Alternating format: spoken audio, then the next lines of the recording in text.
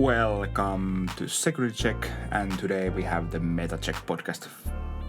Forever. First time since forever. Yeah. Because the last time we were supposed to do this, it was either you or me that was like I was sick. Yeah. So we couldn't do it, and we never like decided to do it anyway. So we missed like the whole 2.0 like Meta Check discussion. I think. But I think we won't get to that anymore because it's a long time ago. And there has been so much other stuff to talk about. There has been like a new restriction list, new decks rising up, EX8 and BT21 is coming. So and if we talked about 2.0, we would be here like 4 hours or something. We will talk about 2.0 arts. Really fast, our favorite arts. Yeah, because we are here for the Digimon arts. Yeah. If you hear anything like unusual from the like background, I have window open because it's spring in Finland and we finally have warmth and sun. So my room is kinda warm. So please do not get distracted. As always, remember to like and subscribe if you want to see more of our content. Usually it's gameplay videos, but we do other kinds of videos too. And consider becoming a channel member. It will help us out. Yeah, and go and check out Card Raider for some good deals. Use our code SR2.5 to get 5% off your first order if you haven't already. And let's start. Next on the list we have talk about the BT20 metagame, how we enjoy it, what do we feel about it, and then how the restriction list shook things up somewhere along the middle of so. And if this is first, then it's first on the list. We are recording this like mishmash, but True. But BT20 slash 2.5 meta for us. But basically BT20 meta because and that at that point we were at the same time as we got BT20 like a month later than Japanese. But then the metagame was already like the same because we had the same card pool at that point. And I think Japan didn't have any like new promos either. I'm pretty sure we had exact same card pool for the first time since forever. So let's start from the beginning. Let's start from the start. Before the restriction list came into effect, and like I enjoyed BT20.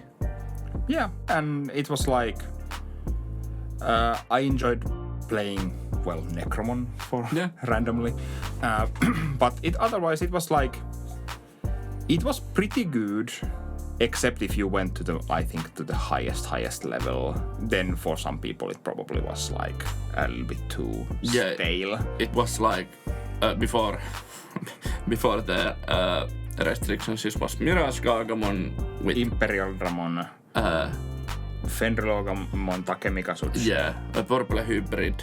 The blue variant, of course, and then Royal Knights and Sakuyamon.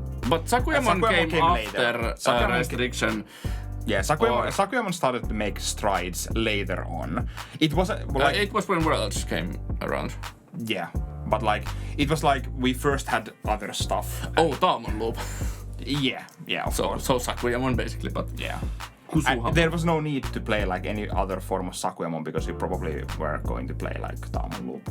So it's like that's why Sakuyamon started to make the more strides after the restrictions. But the metagame was like it was also Purple Red Imperial Dramon if you had any in your meta, but we didn't have because but like the best decks were just like Mirage/Galaxy things, basically Mirage or Galaxy, Imperial Dramon, Fenrilogamon Takemikasutsu, Purple Hybrid, and I guess that's like the most of the meta. And then Tamon Loop. But I think the Tamon Loop didn't survive that long for us, right? People dropped it after Worlds because we knew what the restrictions are going to be, and because the Sakuyamon. But I think like the Tamon Loop didn't actually like make that many tournament results in West. But there was not so many tournaments also, so that makes it a little hard to judge. But like in like local scene level, I think there was lots and lots of Tauman Loop in the Facebook group and Discord groups. I saw like really many lists for the deck, and I do not even care about the deck. So like I was like, please post Royal Knight deck lists.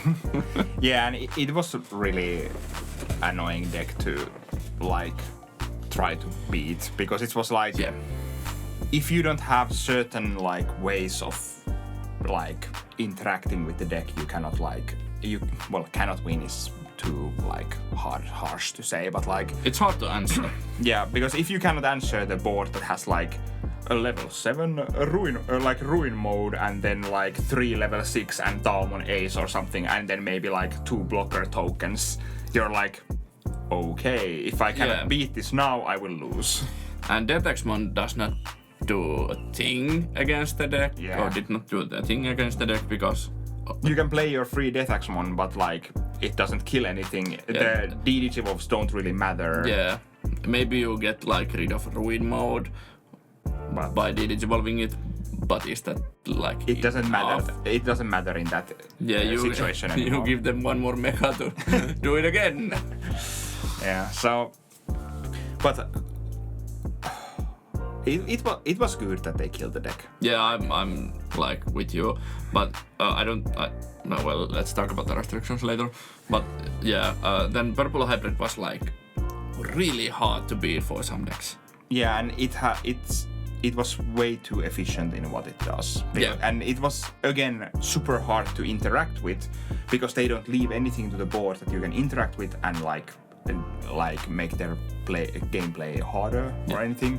It's just like, okay, I just play these tamers, and not that many like decks still can like interact with your opponent's tamers. Yeah, it's like a few green decks, then Lucemon can do it, and like some purple decks. Examon can suspend.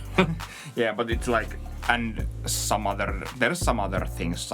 There is answers, but they are like, they are not like super really rare. And they're rare, and they're not that good most of the time, or they're super like tied to certain archetypes that are not good.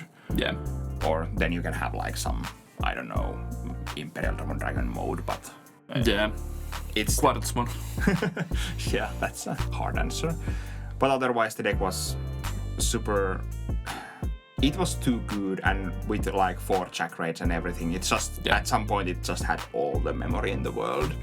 And there was also the fact that it can win on 2 angles, because it can just attack and win the game, or it can mill you out. Yeah, because it milled both players, so it was really. And because it doesn't, because it can play so that it doesn't leave Digimons on the board, it can actually go past scrambles, because if you don't have any Digimons on the board, your opponent cannot scramble, so they cannot put the card on top of their deck, so they don't lose when they draw the last, or when they could withdraw from the empty deck. Imagine if Apocalypse and Velgerloop were a thing at the same time.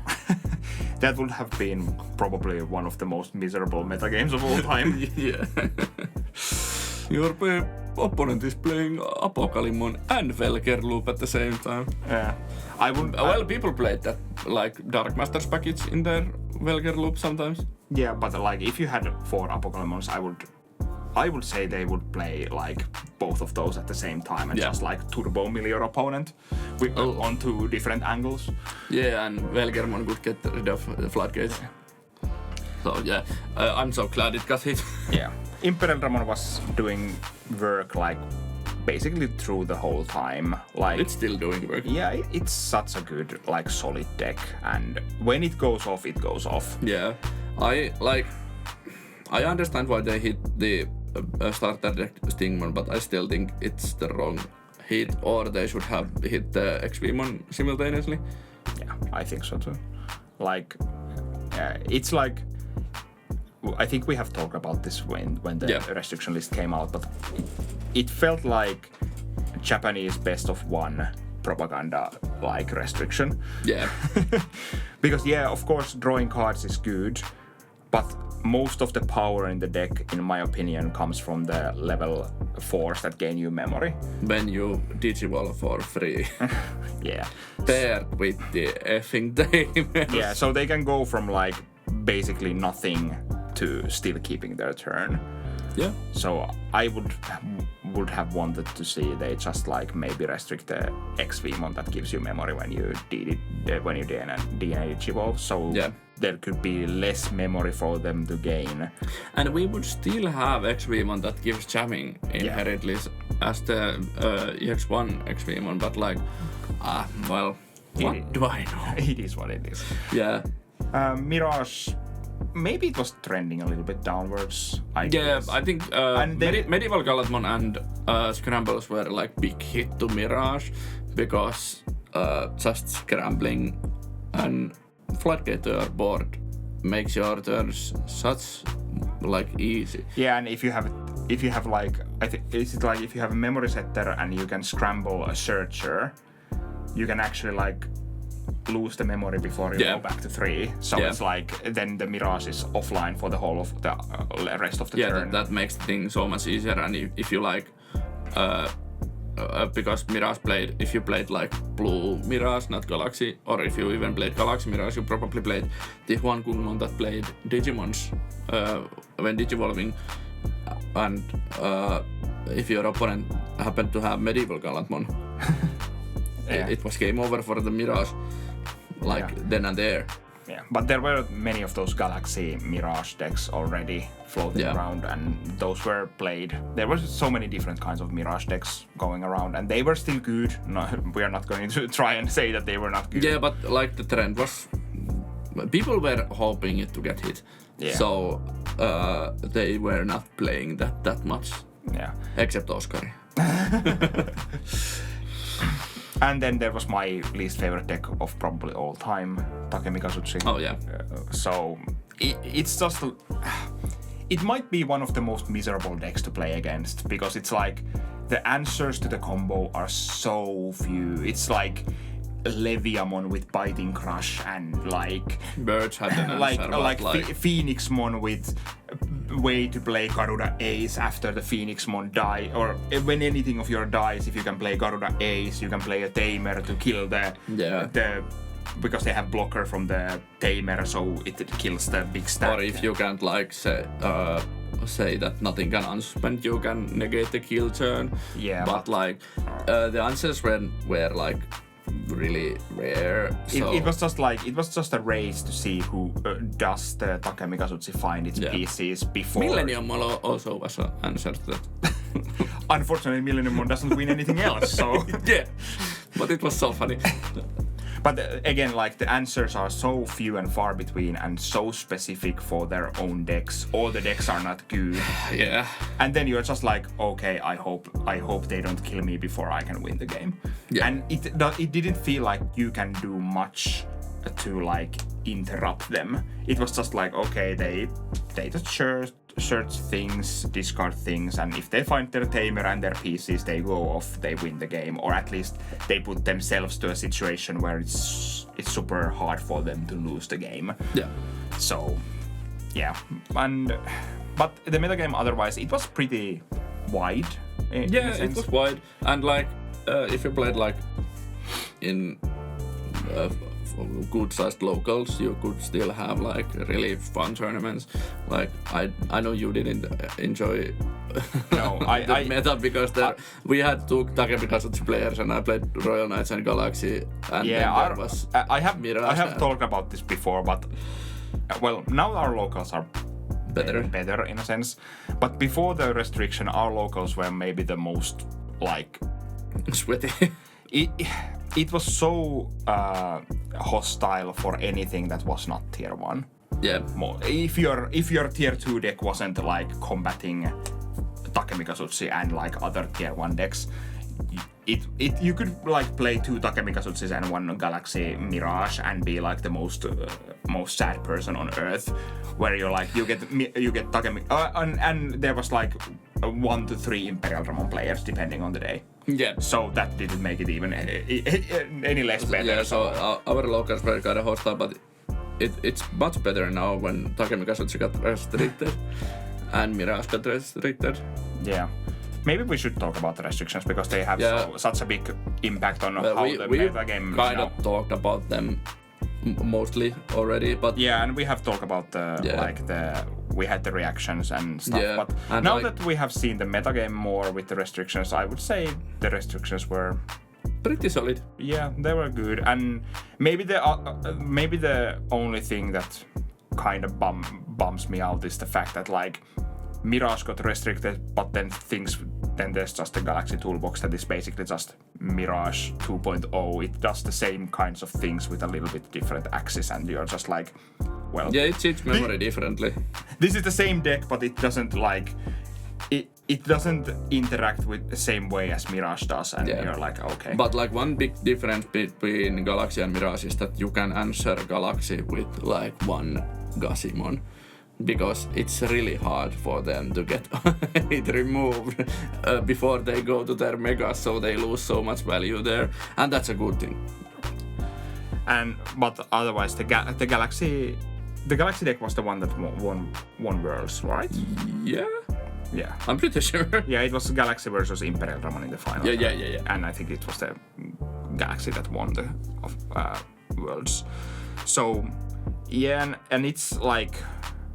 We will talk about more about the whole Galaxy thing and how memory is kind of a concept that exists in Digimon, maybe.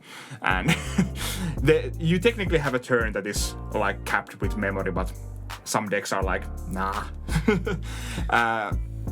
But there are like... It just feels like we got rid of one problem and then there's still like some problems. But otherwise, there is. I do enjoy the metagame more now after the like restrictions, and like as much as I hate playing against Royal Knights, but like otherwise it feels a little bit more like I don't feel like I'm going to like immediately lose a game. The meta is wide also. Yeah, again, and it feels like it. Well, it felt like there were more like tier 2, tier 1.5 decks that like kind of popped up after some things, and like of course there's also the, as we talk about the rise of Sakuyamon after the Tamon loop got axed, and like Sakuyamon went 3rd or 4th in Worlds. 3rd if I'm not completely wrong. Yeah. Top 4 nonetheless. Top 4 list on the, and it was a list I saw. I was like, how does this deck work? Yeah. The ratios are so strange in that deck, and they still are to me, but those are things you need to like just deal with, because I have been playing the deck a good amount after I saw the list and tried it out, and it does really dumb things, like when it finds its pieces. It's almost unbeatable when it does like what it wants to do, and it can win on one turn, which is a big thing. Again, we have reached a situation I never thought we would reach, where Sakuyamon is actually tier 1 deck. Yeah, it's so wild. and like it can answer Galaxy, it can answer Royal Knight, it can answer like any deck in the meta at the moment. Yeah, and it is indeed like because you have the ability to go, like if you have chipped like once your opponent's security, you can OTK your opponent with Valdur Arm and like the Sakuyamon X rush token. Yeah. So it's just, and that is, I have said it time and time again, decks need to have a good and reasonably fast way to win games. Yeah, you need to have a reliable win con. Yeah, and the win con, even if it's reliable, it cannot really be something like, okay, I will attack you for 5 turns with my Digimon. Yeah, that's not reliable at all. Yeah. So it's like you need to be able to close out game in like 2 turns when you go off or something. So it's, and Sakuyamon can do that, and it's just like, I don't even think the Sakuyamon like pieces are like anything busted.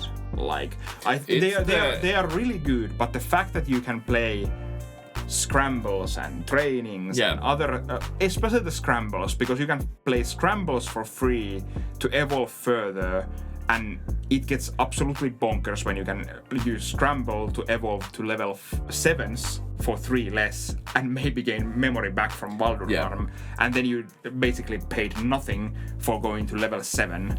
So. I think before like BT19 and BT20 support for Sakuyamon, or BT20. BT19 and EX8 support. Before that, Sakuyamon or the people who designed Sakuyamon were scared that were too scared because they locked it to the plugins. But then, like slightly they opened up the archetype more for like just yellow option cards or like one colored option cards, and that is the one thing that breaks like the combo when you can play all of these like memory boost and trainings and scrambles for free or for 1 or 2 less, and like it's the one thing that kind of broke Sakuyamon. Yeah. Like in a good way. I'm glad Sakuyamon is finally a playable deck, like a really playable and tier 1 deck, but like I can see this getting out of hand also at some point if we get like more these like utility option cards, and Sakuyamon can just play them for free. But of course the deck is really tight, and the list is like there's not much like you can just break. Yeah, I just yesterday I was playing in a weeklies. I 2-0'd Royal Knights, I 2-0'd Yesmon, and then I was playing against Fenrir-Logamon, and like Fenrir-Logamon is apparently my nemesis. Yes. Like I lost 2-1, I won the first game, lost the second, and then the third game I think I mulliganed a hand that didn't have a level 3 into a hand that didn't have a level 3, had yellow memory boost, played it, hit 4 options, and then proceed to draw 3 turns of nothing. Yeah. And then I was like, when I finally on the like final possible turn or something played yellow memory boost, the 4th card was like level 3, and it was like the 11th or 12th card from the top of my deck from the start of the game. And then the last card in your security was a rookie. Yeah. So there were like 2 rookies on the top, like 21 cards of my deck or something, and one of them went to security. So those are the. But if you get your like engine going, you will draw your whole deck. Yeah, it's like if you just need to get that like through that first hurdle of like you need to find like a rookie and then like training memory boost Rika or something, or another rookie that searches your cards, and then you need to hit a couple of cards and then you just start rolling. I remember when we saw the BT19 Rika and we were like, but do you need more searching? No, it's mandatory for. Yeah. I don't even think it's the search is also of course good. The memory gain is the one. Yeah, the memory gain is the one that like makes things like dumb at some point. Yeah, and it's not like the usual if your opponent has a Digimon, because you cannot play around it. Yeah, if Sakuyamon plays options, it can get memory. And it will gain memory. Yeah, and it got the better like Cubimon where you can go like you can go rookie Rika next turn, go to Cubimon, play another Rika. Yeah. So that's way better than the one that if you don't have Rika, you can play Rika. So like that's pointless. Did we have that? Yeah, it was in BT17. Yeah, it was BT17. I was so mad. It was so fun when we got BT17 and BT19, like basically the same card but better. Yeah. And of course, one of the biggest like offenders also is the Talmon, level 5 Talmon that can just play scrambles for free. Yeah, because your opponent can like go to ruin mode and like say you can't promote because you have a level of 3 or 4 on your back, and then you're like, okay, what if I play this level 5 that can use this option card to make me Digivolve for free and do well, this if you play stuff. Talmon Ace, but I was just talking about the normal Talmon. Oh yeah, so this is like it's a really good the one. Inherit is good, the like when Digivolving is just super good, and like imagine if that was also a one play. That would be bonkers. But yeah, Sakuyamon has made strides in the meta game, and it's probably one of the best decks right now. I would hazard to guess that Sakuyamon is like I don't know if it's the best deck, but in top 3. Yeah, I think like the like best decks are like Sakuyamon, Royal Knights. Then there's like the Galaxy deck, Purple Red Imperial Dramon, and maybe normal Imperial Dramon. Yeah. There hasn't been that many like tournaments. Like there have been some regionals and stuff, and like it feels like there's like Sakuyamons, Gallantmons, then there's like Royal Knights, Leviamons. Oh yeah, Leviamon is back again. Leviamon is back on the map. And Leviamon is a good counter to Sakuyamon also because it plays those tokens, so Biting Crush. Yeah, but you need to have the Biting Crush on the board. Yeah. And like, you need to have the Biting Crush, then it works. Yeah. It's like, again, like one of those situations where...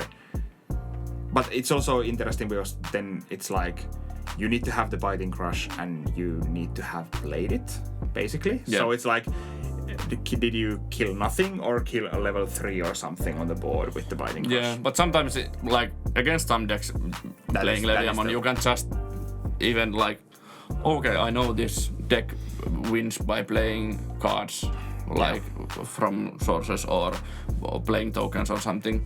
I just hard slam this Biting Crush to empty table and like deal with it. That is a possibility, yeah. I haven't played the matchup with Sakuyamon, I think, so... Yes, like... we should test that out. Yeah, we should. Do we have anything else? Jack Raid restriction was good. Yeah, I think the restriction list was good. Yeah. There was, like, as a whole, the restriction list did more good than bad, I think, and... I think they hit the wrong piece in Sakuyamon or Tamon loop, but... And you probably also think that, but... I would have wanted them to hit Tamon Ace. Yeah, but Tamon Ace was the new card, so they didn't want to hit that. It's just like, I think Tamon Ace being at 4 still gives us the, like, possibility for it to go, like, just getting broken at some point. Yeah, when we get another, like, Kusuhamon-esque card, we have the Tamon loop once again. Or, like, even more broken some stuff we can get. Kusuhamon died for the scenes of Tamon Ace. Yeah. Well, I guess it's again the fact that the biggest thing again is the fact that you can play scrambles with Tamon Ace also. Yeah. So it's like you have so much of those I get to evolve for free effects. Yeah. That you can play with. If they do something like if Kusuhamon again, they need to make it 4 cost, so you need to rely on your scrambles, and it costs 1 at least, and like you can't use your plugins to do that. Yeah, and like if Tamon Ace played only like plugins for free or something, then it would be like complete garbage card basically, but not garbage, but like it would be way worse. Yeah. I guess that's enough for. As a whole for the BT20 and the restriction list. So next, I guess we could go to a bit of a ramble. Yeah.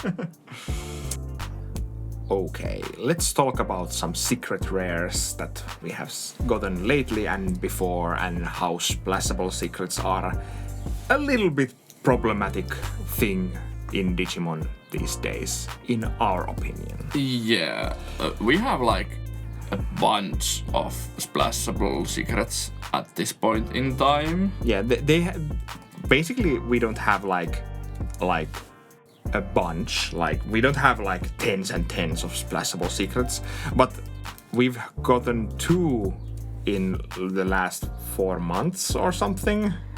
Yeah. And we got 2 in last 2 sets for us. Yeah. Actually, yeah.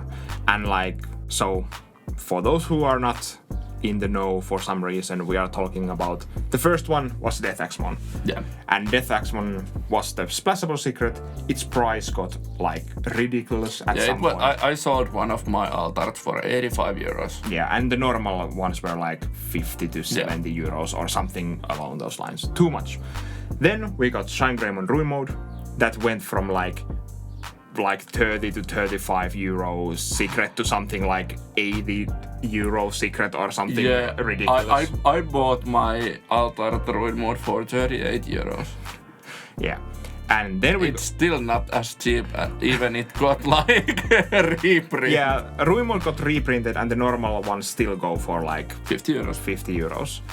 And then we got Medieval Gallantmon, which also short up to like 50 to 70 euros or something along those lines. Way too much. Ruin Mode is at cheapest 50 euros. Yeah. And as the newest addition to this list, we got the new Omnimon X. That is like, I think it's the most. Well, Deathxmon has lost its price. That is not. That it expensive. Also got 2 reprints. Yeah, but like Omnimon is the cheapest of the bunch, I think. Yeah. But it's still like 30 to 40 euros or something. Yeah, Medieval Gallantmon is like 60 to 70, the base art. Yeah. So these cards are like. It would not be problematic if these cards were like. Cheap or like. Yeah. Easily accessible. Yeah, but they are secrets and they go to way too many decks because there's basically no restrictions in any of these. Omnimon X is like the most restrictive. Well, it's and Ruin Mode maybe. Yeah, it's restrictive in the same way as Ruin Mode is, that it's restricted by its colors. Yeah, so if you don't play Ruin Mode, you probably play Omni X. Yeah, because like between Ruin Mode and Omni X, you're only missing green and black. Green and black. Yeah, and black hasn't been good in forever. Yeah. And green has Medieval Gallantmon. Yeah. Every color has Medieval Gallantmon because Medieval Gallantmon and Deathxmon are like the most splashable. You can put them in any deck and you don't need to like think, can I Digivolve this or like what can I do with this, because you can always just play them. And like your opponent can play Floodgates to prevent that, but like paying 11 to hard slam Medieval Gallantmon, getting rid of the Floodgate and something else is like, okay, no, answer this. And use your whole turn to answer this. Yeah. And it's like these secret rares that go to like basically any of their decks of color, or Medieval Gallantmon that can literally go to any deck in the game. And like Deathxmon has been power crept at this point, so it's like I think Deathxmon is more like reliant on meta because DD Evolution is still strong and like the like it can be a board wipe if you play some decks that go really wide. Yeah, and like I just think that the Deathxmon is like it doesn't get cheap enough in most of our meta games. You can see that it was printed back in BT9. Yeah, it's still a super strong card. Yeah, but it just doesn't like, because your opponent probably most of the time don't, if they're not certain decks, doesn't have more than like 4 things on the board or something like along those lines. And then you need to pay like 8 for Deathxmon. And even if you play 8 for Deathxmon, if it doesn't like, if it does Digivolve your opponent's level 6 or something, it didn't really like do anything. Yeah, basically. But all of these like, they go to or most of their decks of their color. Medieval goes to any deck if you want it, and the prices are sky high because of that, because everyone needs at least one of these. Some of the decks like would want to like have multiples of these. Yeah, like Royal Knights is like the best example of that, because you would like to have 4 Omni X's and 3 to 4 of Medieval Gallantmon, and it gets so effing expensive. Yeah, and it also makes decks, you either have to lower your deck's power level, or you need to like take out the cash and like pay up to get your deck. And of course there's always costs to card games. Of course there are. Yeah, that's like... But like these multi-purpose splashable secret rares are not a good way to like make secret rares. Yeah, I hate the fact that these are secret rares. Like, if all of these were super rares, there would be no problem. Yeah. There would be no this part of the video. There would be not this video that will be this video, made later on. And like, it's just they are so inaccessible as a secret rares because there's maybe one in a box, and maybe it isn't even the secret rare that you want that is in the box. And then when everyone needs the secret rare, the price starts climbing and climbing and climbing. And if you don't immediately purchase your cards, and not everyone has the possibility to just like go and okay, I will buy this 20 euro secret rare in 4 offs right now because I expect its price to climb. Yeah, not everyone. It's expensive. It's like some of us are like or like don't have a job or a good enough job to just like pay these prices, or are students, or like but then it's like you should do it immediately so the prices don't just like inflate like 2 weeks after you decide not to buy and if you are not like super into the market, you probably won't even realize that they were cheaper at some point. Like I remember I was looking at Medieval Galantmon's Altart when it came out. It was like 40 euros or 45 maybe, and I was like, I'll wait a week or two, and it was 70 euros. Yeah, and these are the biggest offenders of like pushing people out of some decks because like, okay, this deck needs 2 ruin modes. I don't have ruin modes. I don't have 100 to 150 euros or more to just to get my deck together, or like, Green Rangers kinda need 2 to 4 medieval Galantmons. I guess I don't build this deck, or I need to play like watered down version of the deck. Yeah, it's so sad when your deck needs the like super expensive secret rare that everyone wants. And I would be just fine with the fact that like if these secret rares, if they're splashable, if their price would stay somewhere around maybe 20 to 30 euros, I would be like, okay, that's reasonable-ish if you could expect the price to like stay around there.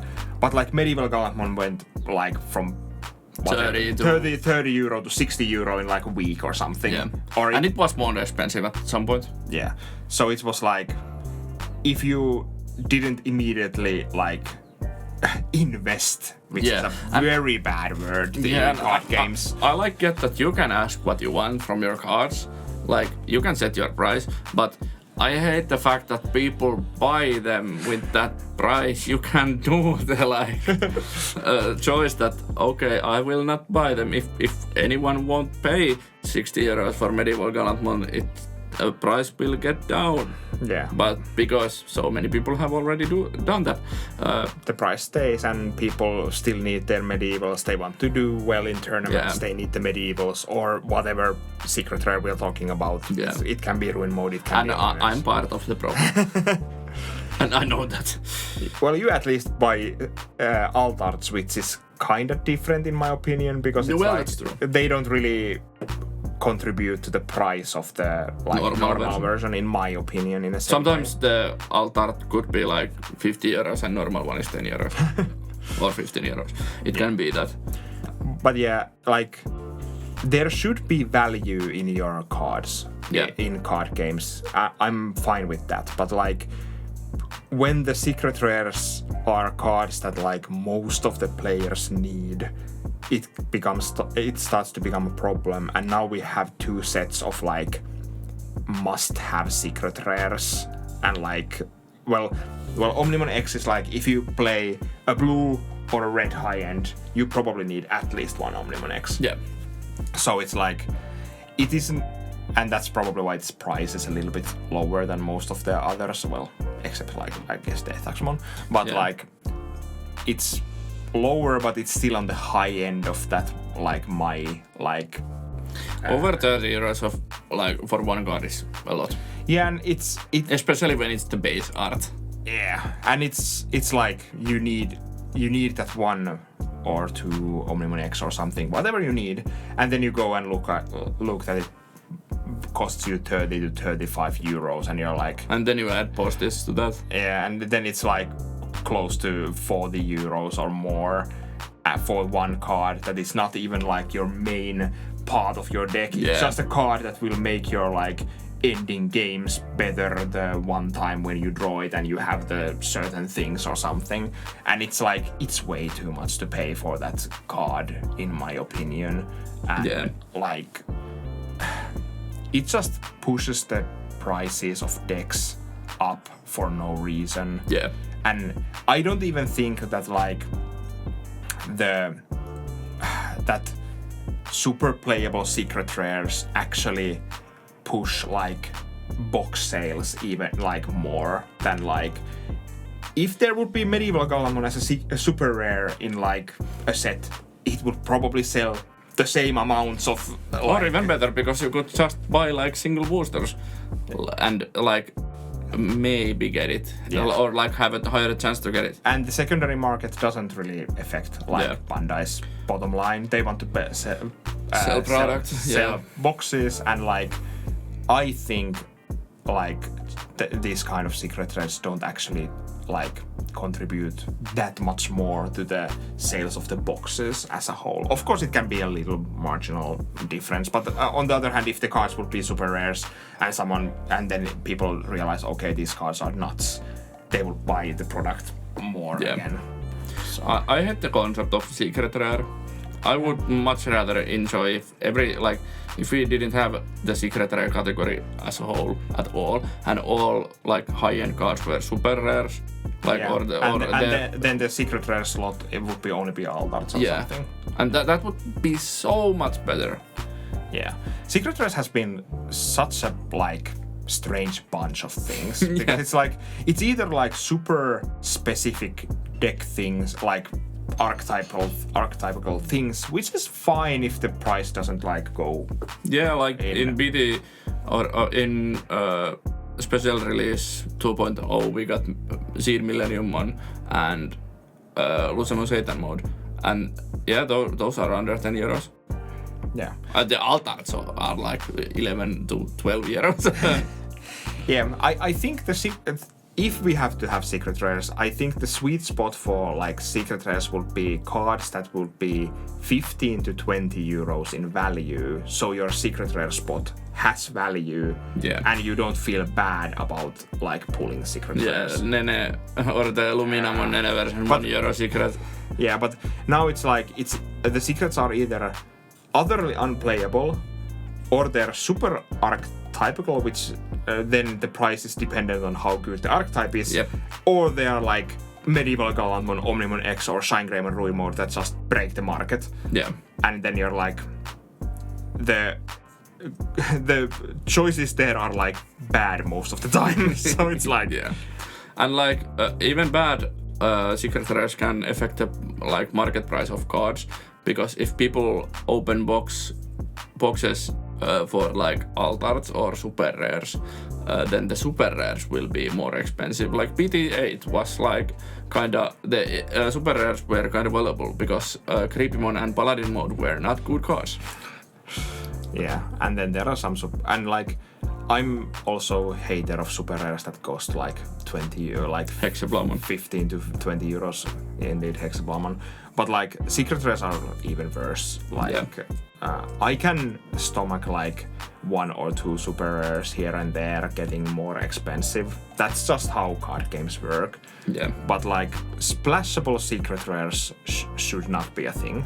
That is my like biggest like, or again, like they have pushed Medieval Galamon and like Omnimon X and Ruin mode like pretty hard with their like how universal they are in their effects, and like there's basically no conditions anywhere except like Omnimon X has the fact that it cannot like destroy the whole field if it doesn't have X antibody under it. Boo hoo. Yeah, you can just put X antibody under it. Yeah, and so it's like, and they just do everything and too much in one. They are of course secret rare power level, but they're also too broad in their applications, and then they become expensive, which pushes out players from getting certain decks built, or the decks are watered down versions because you cannot put like 200 euros or whatever for the secret rares for the deck. Yeah. I guess that's everything. Thank you for listening for this rant about splashable secret rares. Alright, let's talk about art in this game. We have 3 sets to talk about. Yeah. And 2 of those sets, one of those sets is the humongous 2.5. 2.5. So we talk about BT19 and BT20 in the same set because that's how we got it. Mostly. Yeah. But should we start from the first set that is here? That is EX8. Yeah.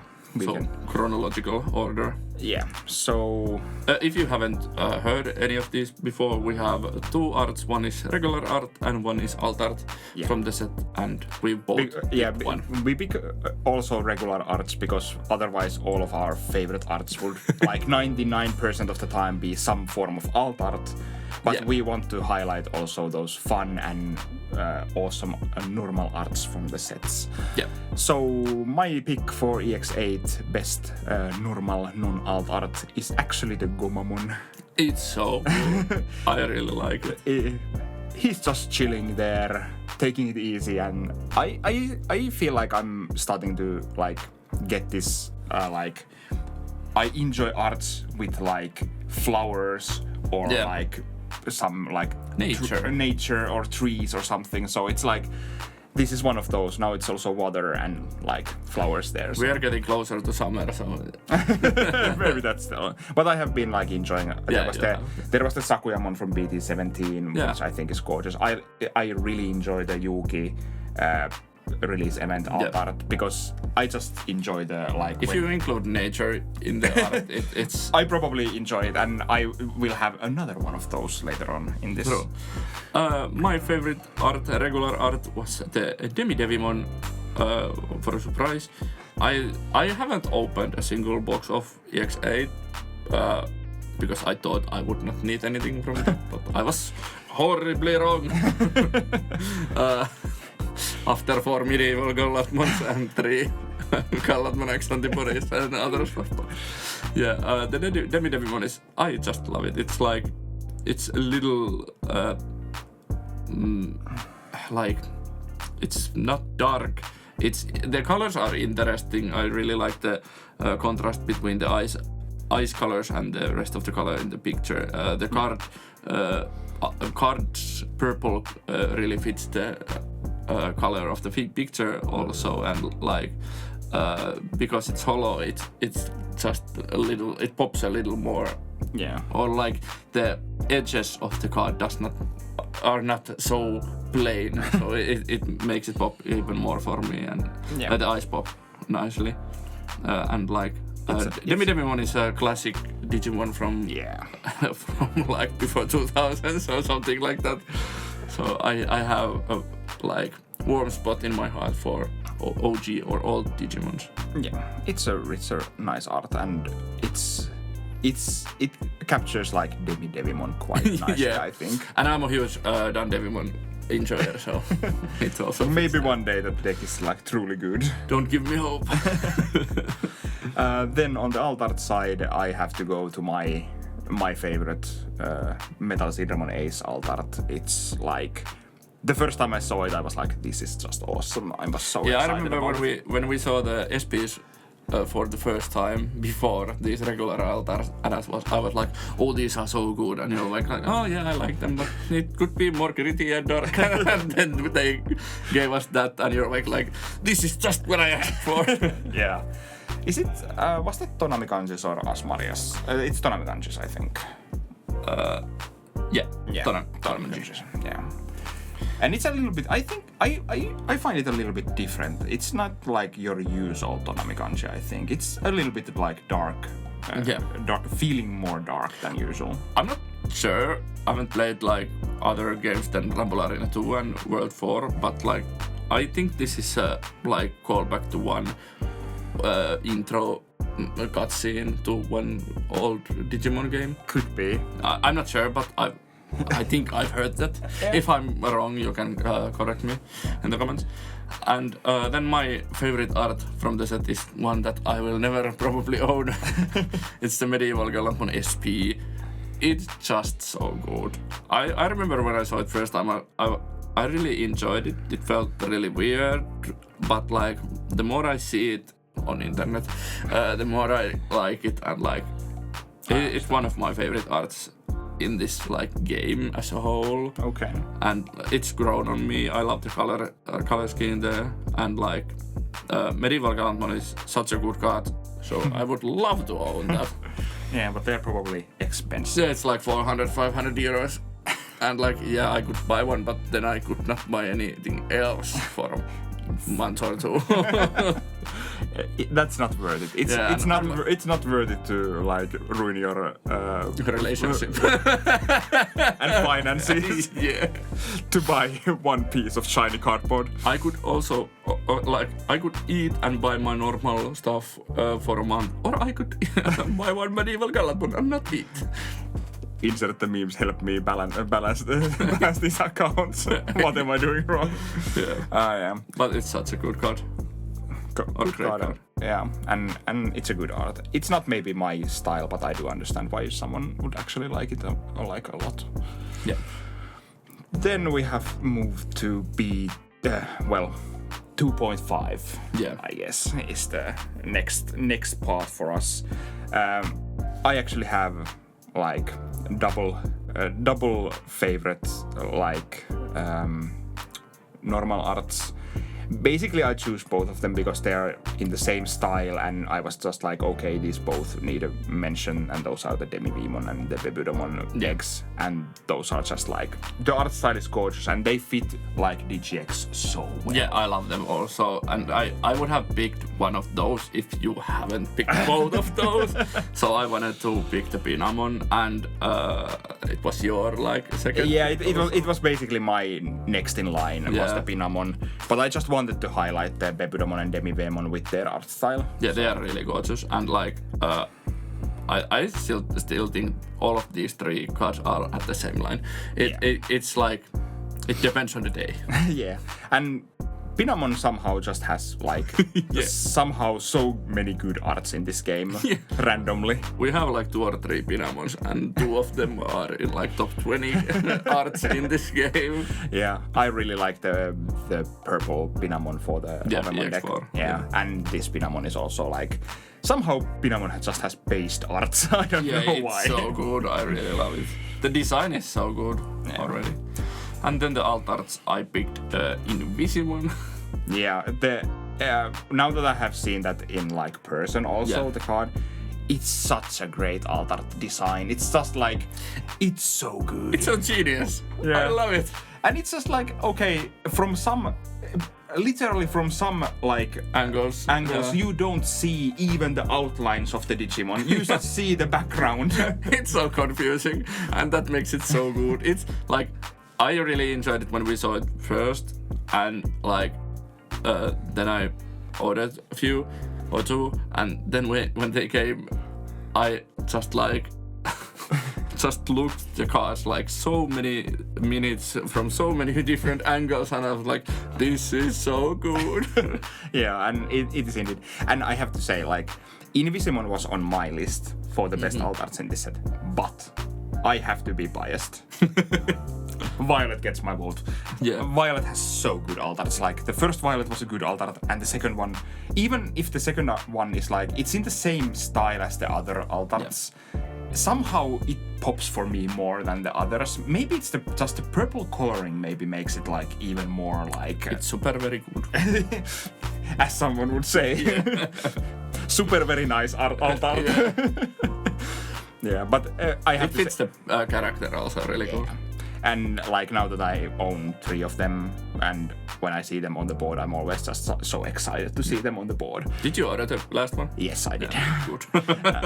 But I have to say, like, Invisimon, if I wouldn't be biased towards Violet, I would probably chosen Invisimon myself, because the alt art is just genius on the Invisimon. The second one for me was the Examon SP, but I didn't want to make me cry again and pick another card that I never can get.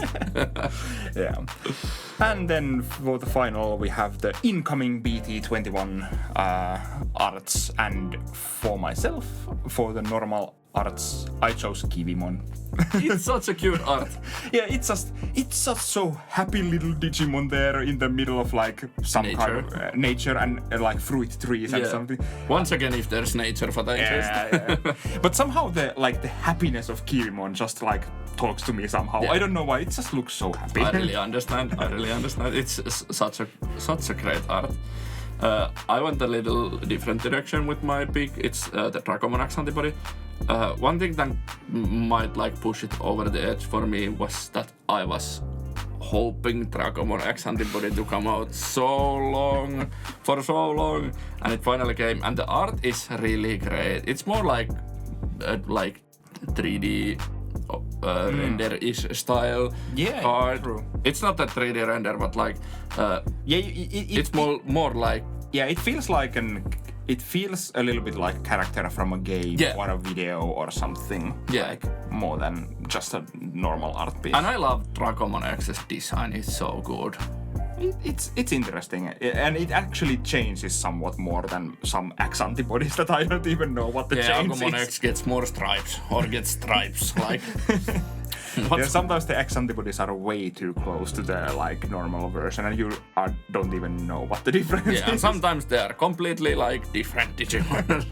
But And then on the following, your favorite alt art was or is EX8 X antibody. Once again, I was hoping this for so long. I mentioned this in the alt art check for spoiler check we did Monday release Monday, that I normally don't enjoy EX8 X's design that much. Yeah. It feels really clunky, but this art like captures it really well, and the colors pop so nice. I really enjoy this art, and like I can't wait to like get it on my hand. Plus points for a Phoenixmon X antibody on the back. Randomly, it still has the Phoenixmon X antibody in the back. I really do not know what is the point of Phoenixmon X back there, but good for you. Yeah, I don't know. And I chose the English version of the Medusamon alt art, and this is a little bit biased also because I'm probably gonna build some sort of Medusamon deck. No. But there were many good alt arts in this set, but like the Tamer alt arts are not that good that I would choose any of those. So, and I don't usually pick any of the SP stuff or like the higher rarity alt arts, so I chose Medusamon. And I think the higher rarity stuff was not your stuff this time. Yeah, no. So there was Medusamon SP, but like... But I think this is much better. Yeah, and I enjoy my dark and gritty arts, especially in my level 6 Digimon, so I'm fine with it. Yeah. And those are all the arts we enjoyed in the last 3 sets, or last 2 sets and 1 upcoming set. Yeah. So next we are going to complain, or maybe not complain, but tell our like expectations of BT21.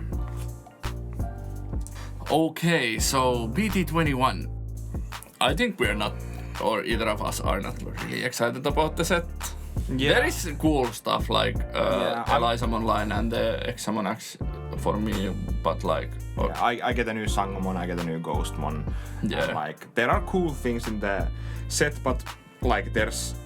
Medusamon is probably the only new deck I'm going to build, if I build it.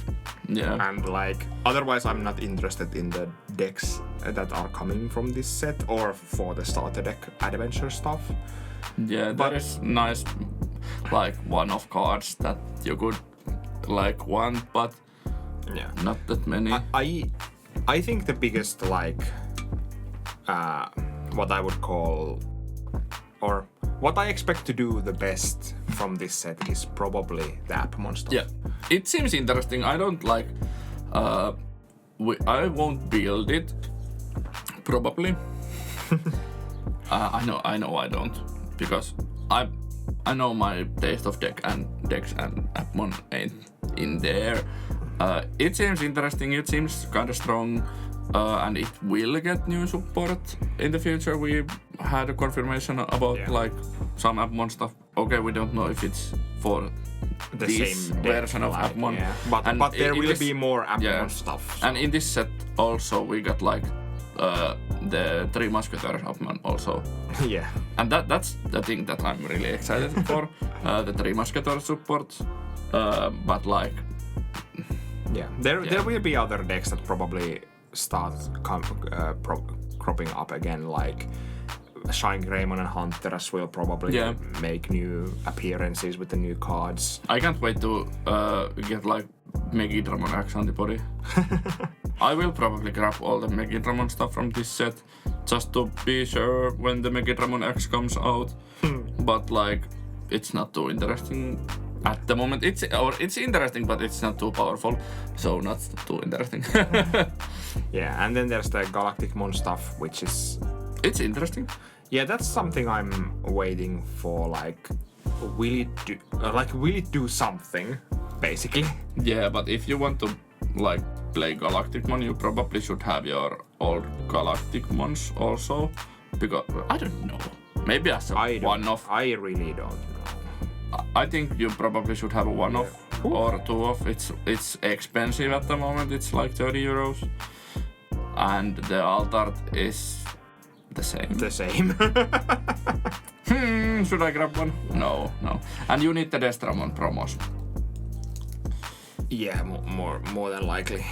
And yeah, we are going to get a reprint, but it's like end of the year when we get this. And Destramon promos are like 15 euros.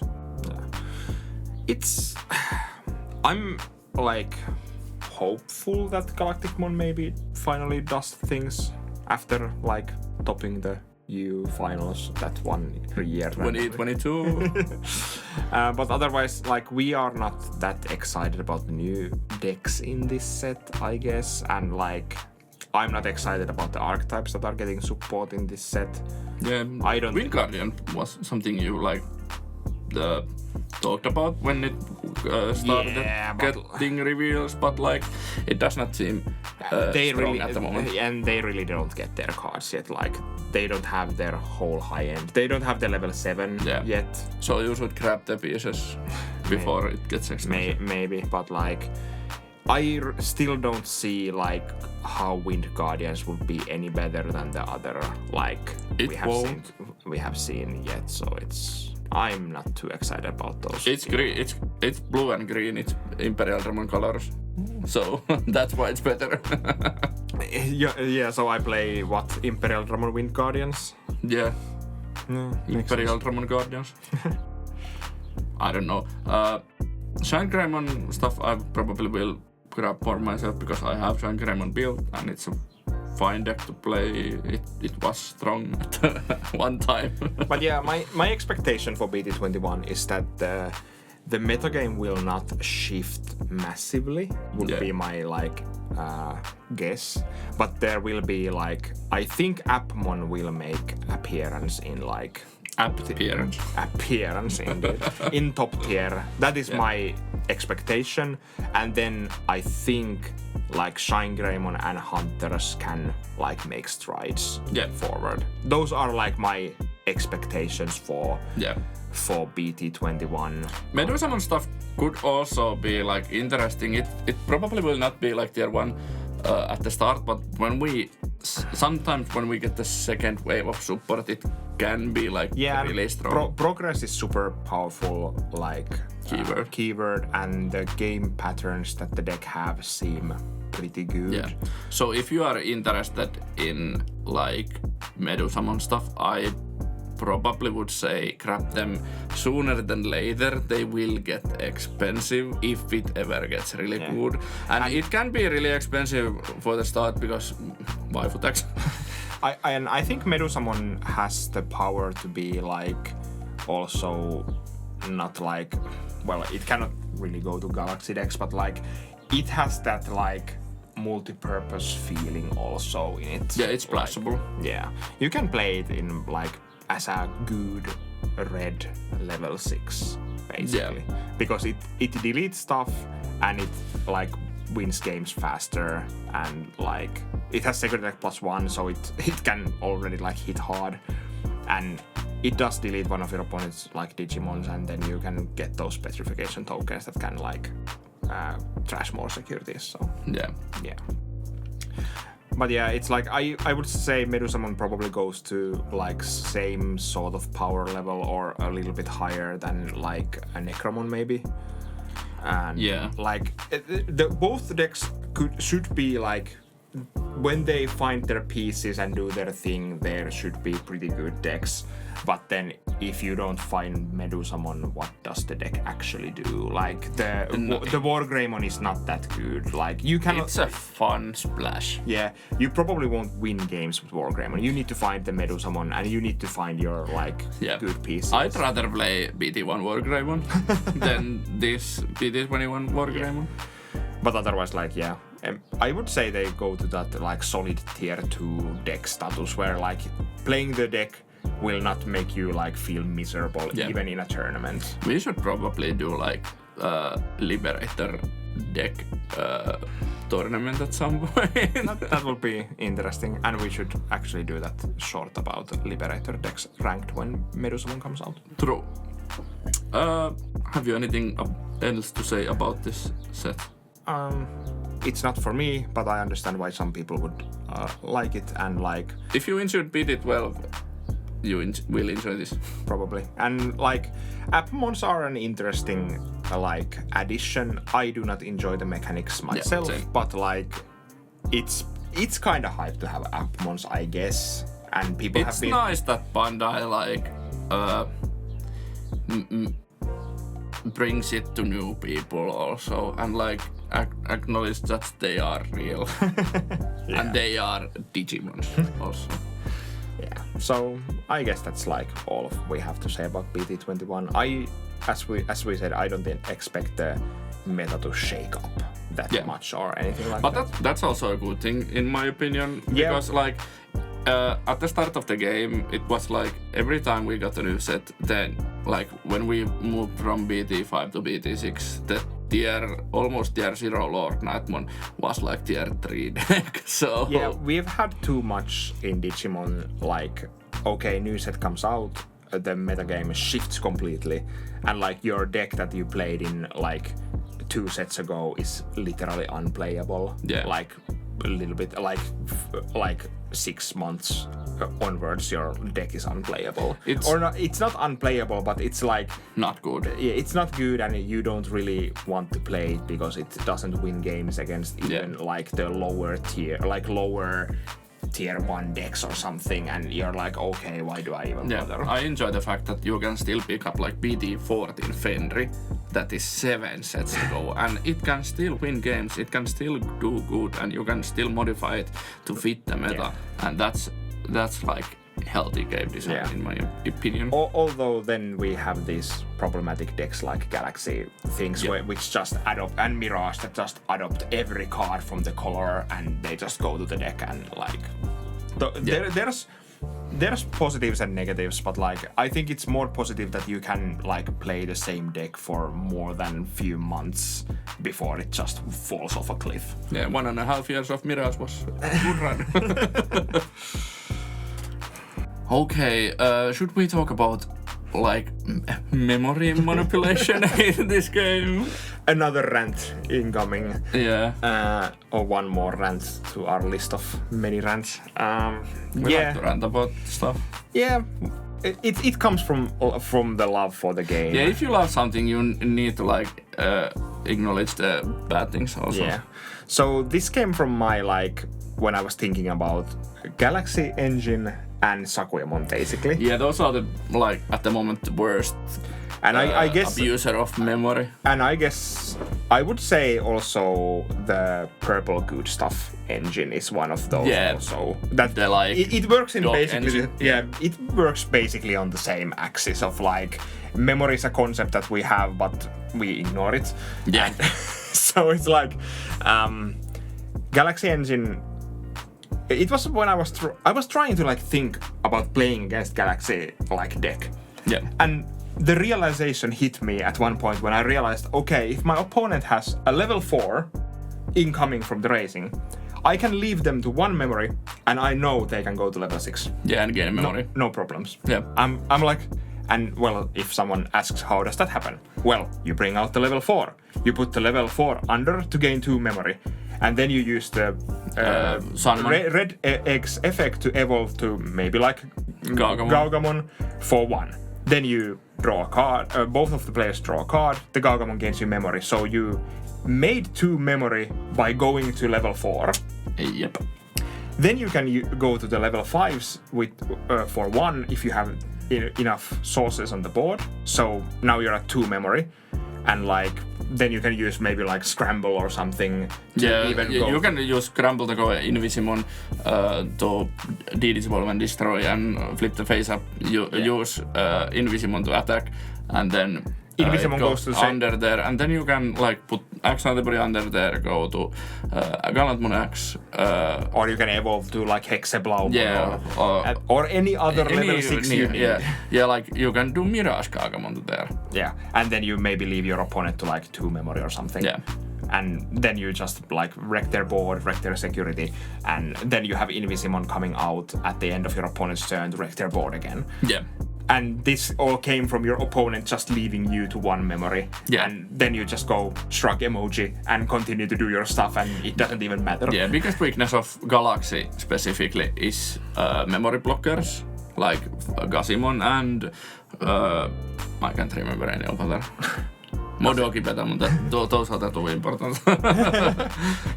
Every color has memory blocker these days.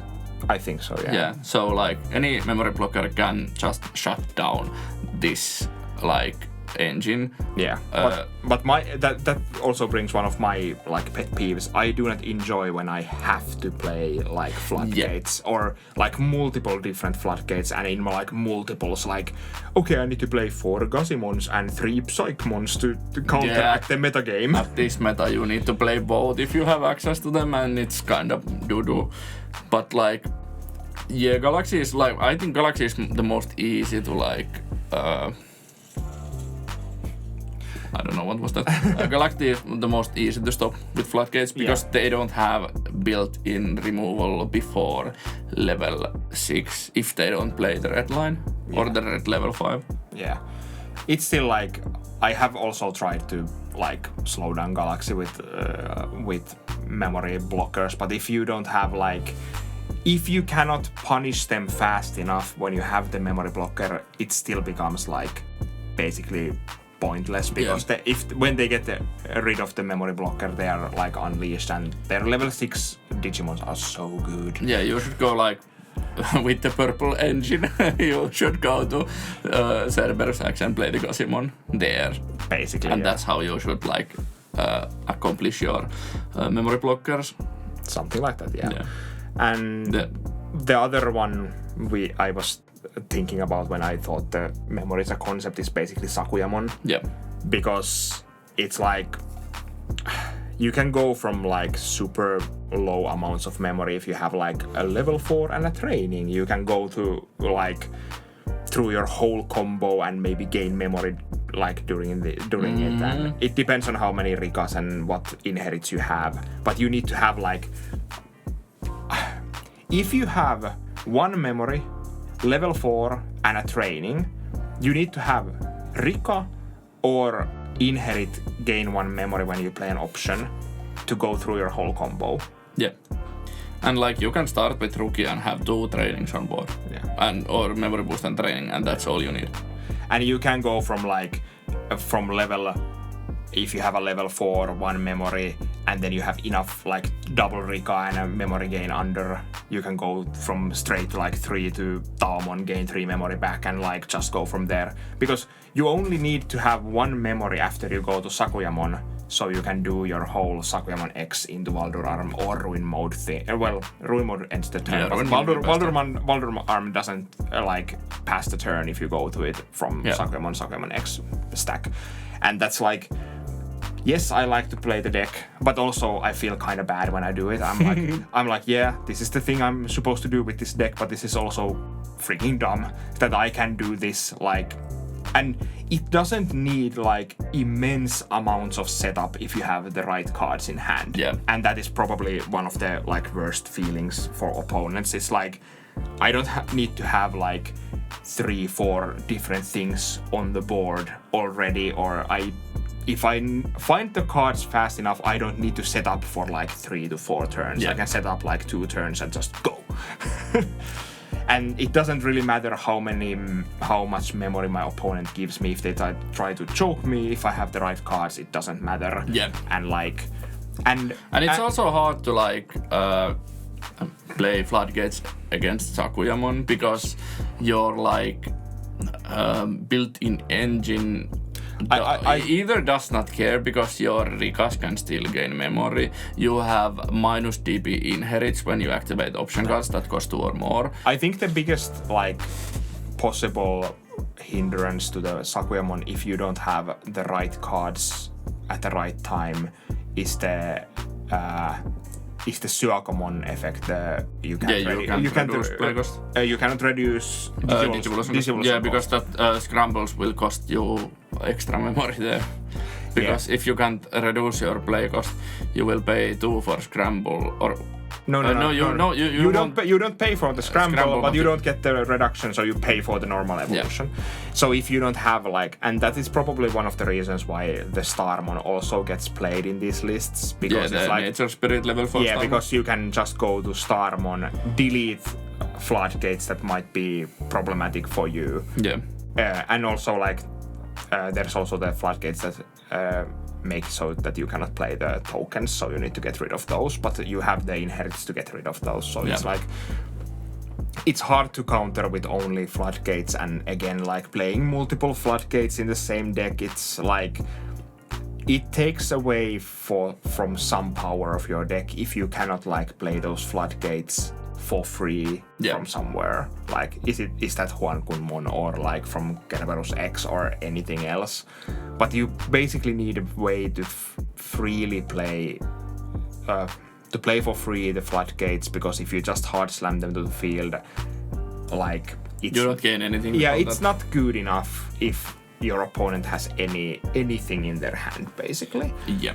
So, and these decks are not like the only ones that do this. There are many others, but I think these two are like maybe the and in adjacent the like purple good stuff, because it can also it pays more for its stuff, but it also gains memory back. But it's also like gate kept by like memory blocker floodgates, because those are like, if you don't go to something like Deltamon, they are pretty hard to get like off the field before you do your thing. So it's a little bit less efficient. I never thought I would actually say that, but like, yeah, but they're all. The memory is a concept that is in the game, but like these decks are like, decks just don't care about them. Or like they don't care about the memory to a certain point. Yeah, it's like, in my opinion, it's kind of wrong that decks can go for like your opponent lefts you with 1 memory and you have like level 4 or something. You shouldn't be able to get to level 6, or at least you shouldn't be able to get to level 6 without passing the turn. Yeah, without passing the turn is the problem there. I think like it's okay that you can, of course, you can have memory boost and trainings on your board, and you could go with those to level 5 for 1 and or like get 2 memory and then go to the full cost and without passing the turn.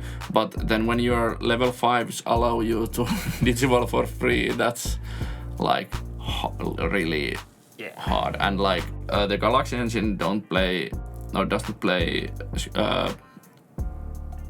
trainings, but it does not need to play trainings. It has built-in trainings in its level 5s, and the tamer in Galaxy, the red one, is like really stupid. It's like the most stupid tamer that we have. Yeah, I'm not sure who like designed it, that you can just put like Nightclaw or what are those? Nightclaw and Lightfang. Yeah. One of those from like as the bottom Digivolution card of the same Digimon, and then any of your Digimon can digivolve to anything. Yeah, you can have Lunamon that was hard played, and you digivolved Gargamon on top of that. Then you use the Lunamon's effect to put it under it, and you have level 3 with level 4 under it with those certain traits. Then you can play Cardamones With Garudamon Ace, you play the Koyo and Sayo, the red tamer, and you use its on-play to put the Lunamon under your Gagamon and digivolve your Garudamon Ace to like Dynamon or like something, medieval Gallantmon or Gallantmon X antibody or something. Which is like, and like medieval Gallantmon even there is like kind of mad because it's like, okay, I delete something from you and I can steal Vortex because Vortex ignores like it. You don't need Rush with Vortex, so you can like get rid of 2 Digimons easily. And what did you pay for that? Yeah, you played the Garudamon Aces like play cost that is 5, but what you gained? A level 6, a level 4, and a memory setter. And you get rid of your opponent's board, probably. Yeah. So those are like. I always hope that the game would like print less like memory cheating, but it won't. It will be part of the game. It's something that we should just adapt and like. Yeah, I just think there are like outliers in when it goes too far. Yeah, that's true. And I think like Galaxy and Sakuyamon are 2 decks that kinda go already too far with their memory cheating. Those 2 decks will get hit at some point. If they don't like break the game even more. If they don't like somehow get absolutely dumpstered by Appmon for some reason, because Appmon also likes to like cheat memory in. Yeah, it's interesting. But I don't expect Appmon to completely like run over any of the decks that we currently have. Yeah, and there are like things like Imperial Dramon can probably say like making the Appmon so that they cannot unsuspend actually is kind of bad for the deck. So. And Imperial Dramon is one of those memory cheating decks also with the Tamer and with the level 4s actually. Yeah. And with Primogenitor. Yeah, basically all the decks that are actually like truly good cheat memory in like. Royal Knights also do cheat memory, like, but it's a clever way. It's like the reduction. But Omegamon Omniax combo cheats memory really like strangely. Yeah, what if I get the 16 play cost Digimon for free when you try to win the game and like I don't pay anything? Yeah, but it's a little bit different from this conversation. Yeah, this conversation is basically the fact. What I just want to rant for the fact that the climbing. Yeah, it's the fact that you can leave your opponent to 1. You can play your best game, choke your opponent to 1 memory, and it doesn't matter. I think most of the time, leaving your opponent to 1 memory should actually matter, especially the more like early game we are. Yeah. But like Galaxy is the biggest offender for going like from 0 to 100 even in early game. Like Galaxy starts level 3, level 4, you go. It's even better if your opponent started with Ukkamon and put you to 1, then you're like Lunamon to Kreskemon, or what's the level 4? I can't remember. I can't remember either what they are called. But like, and then if your opponent leaves you to 1, you only need like 1 scramble or something to go to Invisimon, and like even like going to doing that whole combo we talked about earlier. And just ending it with Invisimon or Hexeblaumon. Yeah. Your opponent is left with like 1 or 2 memory, and they probably don't have like that much in raising depending on situation. And like if you do have the scramble, you can do the Invisimon thing, and then your opponent is kind of in a bad situation. Yeah. So, what do you what does everyone think about memory cheating in Digimon? It's a part of the game, I understand it, but I think there are some outliers and some forms of memory cheating that is going too far in the game. Yeah, that is my